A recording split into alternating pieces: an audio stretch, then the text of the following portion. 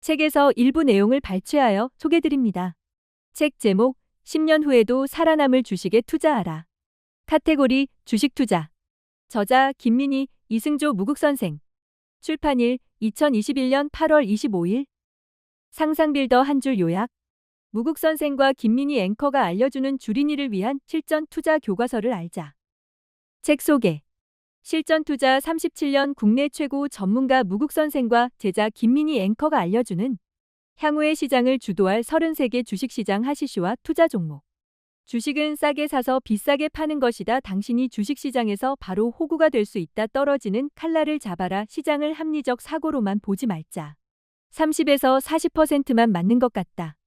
이 책의 감수를 맡은 한국 주식시장의 최고 실전투자 전문가 무국선생이 평소 즐겨하는 말이다. 얼핏 들으면 너무나도 당연하면서 누구나 실천할 수 있을 것 같은 말들이다. 그래서 시시하게 들릴 수 있다. 그러나 과연 주식이라는 것이 그럴까? 실제로 주식 투자를 조금만 해본 사람이라면 결코 그렇지 않다는 것을 알 것이다. 싸게 사서 비싸게 팔기가 아마도 세상에서 가장 어렵다고 입을 모아 이야기할지도 모르겠다. 너무 당연한 규칙인데 왜 이렇게 어려운 것일까? 10년 후에도 살아남을 주식에 투자하라. 책에서 그 이유를 찾아보고 평생 할지 모를 주식 투자에서 실패보다는 성공의 횟수를 늘려보자. 이 책은 주식시장에서 많은 주식 투자자들과 다른 실전 투자 인생 37년을 보낸 베테랑 무국선생과 한국 최고의 경제 채널 한국경제TV에서 수년간 해외 뉴스 및 투자 정보를 전달한 김민희 아나운서가 함께 작업한 결과물이다. 김민희 아나운서는 투자에 필요한 투자 이슈 33가지를 주린이자이자 경제방송 앵커의 시각으로 향후 투자에 필요한 이슈를 제안했다면, 감수를 맡은 무국선생은 복잡게 투자라는 철학과 개념을 도입한 생존 투자 전략을 33년 주식 베테랑의 시각으로 전달한다. 이 책에서 가장 강조하는 것은 생존 투자 전략이다. 우리나라에서 워런 버핏 따라하기가 가장 교과서적인 투자로 평가받은 적이 있고 지금도 그런 분위기가 있다. 그와 관련한 책을 누구나 한 번쯤 읽어보았을 것이다. 그러나 뱁새가 황새 따라가다가 가랑이가 찢어지듯 자기에게 맞지 않는 투자 철학을 억지로 추종하다가 중도에 실패하는 경우가 허다했다. 워런 버핏의 투자 철학을 자신의 투자 호흡과 투자 내공으로 체득하지 않으면서 자신만의 생존 투자 전략을 세우지 못했기 때문이다. 이 책의 저자는 자신만의 생존 투자 전략을 세우는 것은 매매할 대상과 매매하지 않을 대상을 구분하는 데서 시작된다고 강조한다.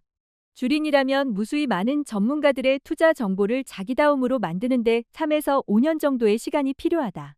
그 기간 동안 주식은 싸게 매수해서 비싸게 판다는 기준 하나만 설정하고 2,000개 넘는 종목 중에서 매매할 대상과 매매하지 않을 대상을 구분하는 능력을 키워야 한다. 그래서 매매하지 않을 대상을 먼저 제거해 나간다면 10년 후에도 살아남을 주식을 만날 수 있을 것이라고 이 책은 이야기한다. 이 책을 통해 향후의 주식시장을 주도할 이슈 33개와 투자 종목을 만나보자. 저자 소개. 저자 김민희 아나운서.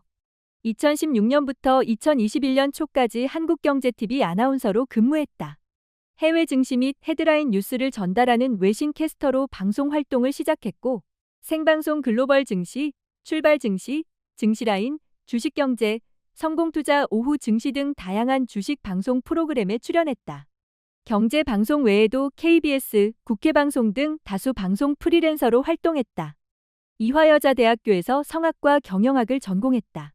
대학 시절 동안 대관령 국제음악제와 세종문화회관을 비롯한 예술경영 분야에서 인턴 등의 활동을 하며 공연, 무대에 대한 관심을 키웠다. 현재는 이화여자대학교 통번역대학원 한영통역 석사과정을 밟고 있다. 저자 이승조 무국선생. 주식투자 전문가.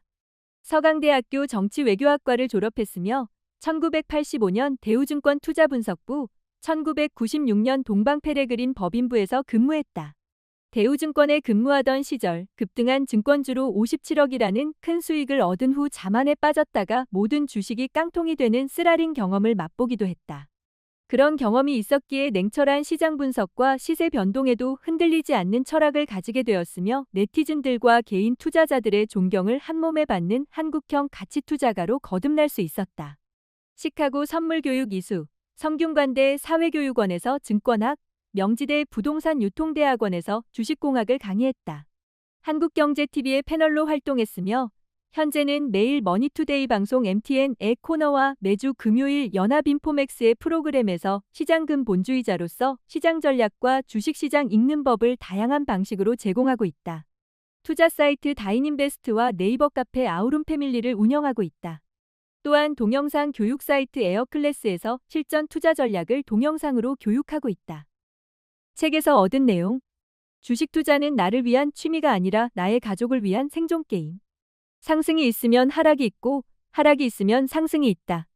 늘 주식시장은 지옥과 천당을 오갔고 그 흐름 속에서 투자에 뛰어든 주린이를 위해 이 책은 시작됐다.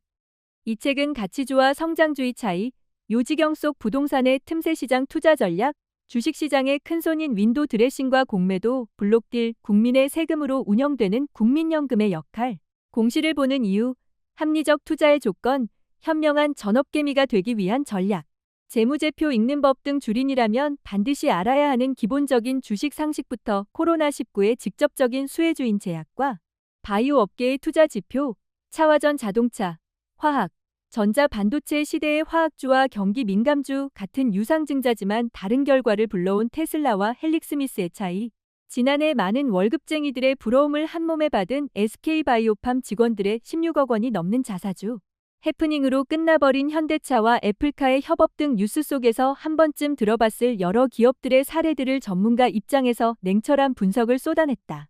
주식시장에 살짝 발이라도 담근 주린이라면 공매도라는 단어를 익히 들어보았을 것이다. 공매도란 현재 해당 주식을 보유하지 않았지만 일단 주식을 빌려서 파는 것을 의미한다. 주가가 하락하면 이익을 보고 반대로 상승하면 손해를 보는 매매 방식이다. 이제는 공매도 전략도 하나의 투자 전략으로 정착되고 있는 듯하다. 테슬라는 유상증자를 지속적으로 실시함에도 불구하고 주가가 계속해서 상승하는 모습을 보이는 반면 헬릭스미스는 유상증자 및 전환사채를 발행하면서 자금 조달에 힘을 쓰고 있음에도 불구하고 주가는 급락하고 있다. 테슬라는 전기차 공장 추가 증설과 2021년 전기차 픽업트럭 사이버트럭 출시로 인한 대규모 자본의 필요성이 주가 상승에 긍정적으로 이어진 반면 헬릭스미스는 대주주에 대한 부족한 신뢰도가 개선되지 않는 기업 실적이 부정적인 영향을 끼치며 고위험군으로 분류됐기 때문이다. 그러나 이런 속사정을 이해하기 어려운 주린이들은 헬릭스미스의 유상증자 뉴스에 무턱대고 투자 시동을 걸었을 것이다. 지난해 많은 SK바이오팜 직원들이 과감히 사직서를 던지고 모두가 부러워하는 그 회사를 뛰쳐나왔다. 상장 이후 공모가의 4배 가까이 뛰었지만 1년간 팔 수 없는 우리 사주 물량이기 때문에 퇴사를 결정했다고 한다. 그들이 퇴사와 함께 챙길 수 있는 시세 차익은 무려 16억 원. 대기업에 다녀도 평생 모으기 힘든 금액이다. 올해 초 현대차와 애플카의 협업 소식이 주식시장을 뜨겁게 달궜다. 그러나 이는 얼마 지나지 않아 결국 해프닝으로 마감했다. 그 사이 현대차 관련주들은 롤러코스터를 타듯 치솟았다가 떨어졌다. 이 과정에서 누군가는 손실을 봤겠지만 누군가는 큰 이득을 봤을 것이다. 같은 상황, 다른 결과를 만들어내는 원인을 이 책은 냉철하게 분석하고 있다. 그래서 이 책의 저자는 주식업계 유명한 격언인 소문에 사서 뉴스에 팔 것을 강조한다. 이렇게 해야 성공 확률이 높을 뿐 아니라 대형 호재성 뉴스의 매수에 크게 손해보는 경험을 하지 않기 때문이다. 이외에도 이 책은 주식시장에서 발생할 수 있는 여러 사례들을 주린이들이 이해하기 쉽도록 친절하게 설명하고 있다. 때문에 이 책은 지난해 아무런 준비 없이 친구 따라 강남 가듯 주식시장에 뛰어들었거나 여전히 주식을 시작해도 될지 말지 고민 중인 주린이들이 읽으면 가장 좋을 책이다. 책을 읽고 하나씩 따라 해본다면 10년 후에도 살아남을 주식을 찾아내는 선구안을 키울 수 있을 것이다. 투자의 귀재로 불리는 워런 버핏 버크셔 해서웨이 회장은 자신의 투자 철학 중 80%가량은 벤저민 그레이엄 가치 투자자, 20% 정도는 필립 피셔 장기 성장 투자자라고 설명했다. 성장과 가치라는 두 접근은 붙어 있다고 설명한 것이다. 따라서 성장주 투자는 저금리 시대 혹은 금리가 지속적으로 인하되는 시기에 적절한 투자 전략이다. 성장주 투자, 가치주 투자 이러한 이원적 사고로 투자 대상을 찾기보다 성장을 측정하거나 판단하는 기준이 마이너스에서 플러스로 전환되는 시점의 매수를 결정하는 것이 중요하며 플러스에서 마이너스로 전환되는 시점의 매도를 결정하는 것이 실전에서 더 중요하지 않을까 생각한다. 2020년 국내 바이오헬스 산업, K바이오 업계는 선도적인 모습을 보이며 건재했다. 수출액은 사상 1,100억 달러를 돌파하며 전년보다 50% 넘는 성장을 보였다. 코로나19 관련 의료기기, 특히 국산 진단키트 수요가 그 성장을 견인했다. 3, 4월 진단키트 매출은 800% 이상 급증한 성과를 보였고 9월부터 연말까지는 수출 최고치를 연달아 경신했다. 한 해 동안 신규 상장된 제약바이오 기업은 총 24개였으며 신규 상장주의 이상 급등 현상을 끌어주는 역할을 했다.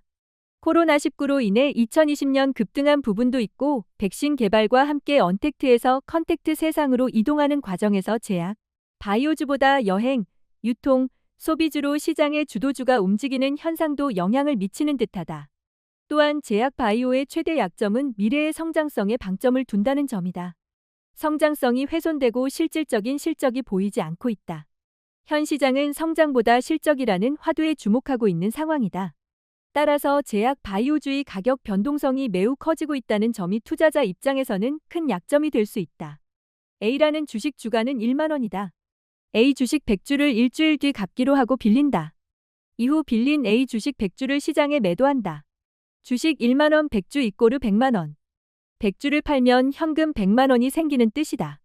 이때 주가가 크게 하락하여 1주 가격이 1,000원이라고 가정하자. 팔았던 100주를 보다 저렴한 가격 1,000원에 살 수 있다는 뜻이다. 즉 1,000원 100주 이꼬르 10만 원만 있으면 살 수 있게 된다. 10만 원으로 빌렸던 100주를 다시 사서 주식을 갚는다. 시세 차익으로 무려 90만 원이 생기는 셈이다.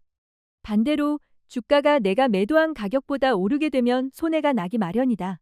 쇼커버링 숏 커버링은 그러한 손실을 줄이기 위해 매수하는 경우를 의미한다. 테슬라의 주식이 급등하면 공매도가 늘 거론된다. CNN에서는 공매도 파장을 두고 대학살, bloodbath라는 표현을 썼을 정도다. 연말 기준 테슬라의 공매도 세력은 350억 달러, 우리 돈 38조 원의 손실을 입었다고 한다. 테슬라 다음 두 번째로 손실액이 컸던 종목은 애플로 손실액 58억 달러를 기록했을 정도니 테슬라 공매도 세력의 손실은 상당했다. 이제는 공매도 전략도 하나의 투자 전략으로 정착되고 있다는 생각이 든다. 그렇다면 공매도란 무엇인가? 공매도란 현재 해당 주식을 보유하지 않고 있지만 일단 주식을 빌려서 파는 것을 의미한다. 주가가 하락하면 이익을 보고 반대로 상승하면 손해를 보는 매매 방식이다. 테슬라 주가가 급등하자 공매도 세력들은 테슬라 주가가 기본 가치보다 너무 높게 형성되어 있다고 판단하여 공매도를 결정한 것이다. 그런데 테슬라의 주가가 계속 오르자 공매도 투자자들의 손실도 커졌고 공매도 세력의 지분 또한 감소한 것으로 집계됐다. 이런 현상을 쇼커버링과 쇼스퀴즈 현상이라고 한다. 미국 시장 금리가 상승하면 비투개미는 큰 피해를 입을 수 있다. 미 10년물 국채금리는 코로나19 여파로 2020년 3월 연 1.0%를 밑돌았다. 10년물 금리는 시중금리와 글로벌 장기 시장금리 지표로 간주된다. 2021년 초 테이퍼링 발언이 나오며 일주일 만에 0.2% 급등하는 흐름을 보였고 국채금리 상승에 따라 인플레이션 압력 신호에도 불이 켜졌다. 연준이 인플레이션 압력이 커지고 있다고 판단하여 테이퍼링 국채 매입 축소 정책과 기준금리를 인상할 경우 전 세계 시장은 다시 한번 크게 흔들릴 것이다. 국내의 경우 미국 시장금리 상승에 따라 원화 가격이 떨어지며 외국인 자금 이탈이 우려된다. 삼성생명법이 통과되면 삼성생명, 삼성화재는 전자주식을 대량 매도해야 하는 것인데 왜 주가는 오르는 걸까? 매각 대금을 활용해 배당금을 늘릴 수 있다는 점이 호재로 작용하고 있기 때문이다. 삼성화재와 삼성생명은 전자자산의 3%를 제외한 나머지 3조 원과 20조 원을 팔아야 한다. 매각 대금 중 일부만 배당에 들어간다면 해당 주식은 고배당주로 등극하는 것이다.